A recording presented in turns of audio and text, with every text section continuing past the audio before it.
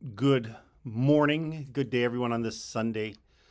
Today is September 11th, and of course, we pray in a very special way for the tragedy that happened 21 years ago, September 11th, 2001, and all the small and large sufferings that have been happening since then because of that day. We pray for peace and justice. So we pray for an end to war and violence. And I'm sure Matthew Kelly, in his choosing of the reflections that Bishop Sheen gives to us, this day, maybe picked this reading, this nugget of wisdom from Bishop Sheen as a stark reminder of this day, of the memory that has affected our world so much over these past 20 plus years, and in fact throughout history.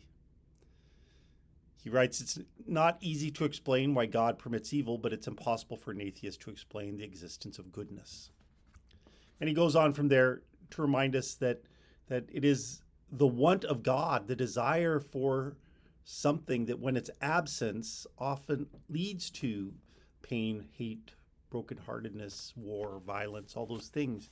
Because when we are not surrounded in and immersed in the love of God and of others, then we tend to be able to very quickly move away from that and into the backbiting, the hurtfulness, the greed, the envy, the violence, the injustices like racism and sexism and all those other things that separate us and hurt us from one another. But ultimately, what he's reminding us of is that there is a goodness in all of us.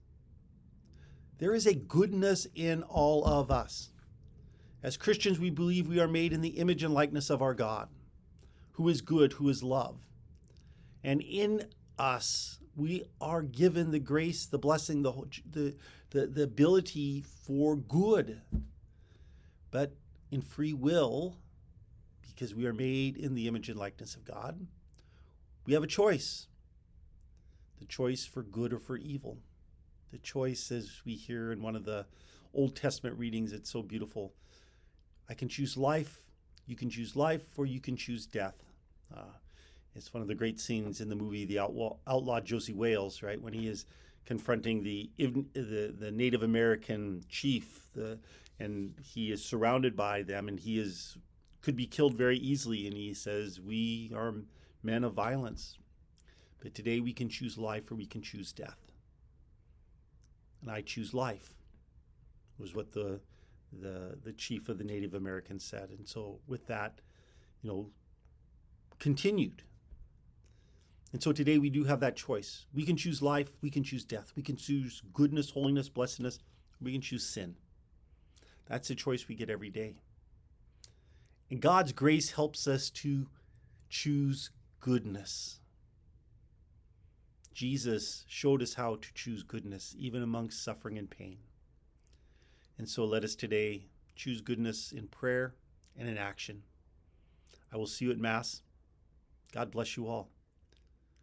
And please pray for peace and justice in our world. And pray for me, and I will pray for you. God bless.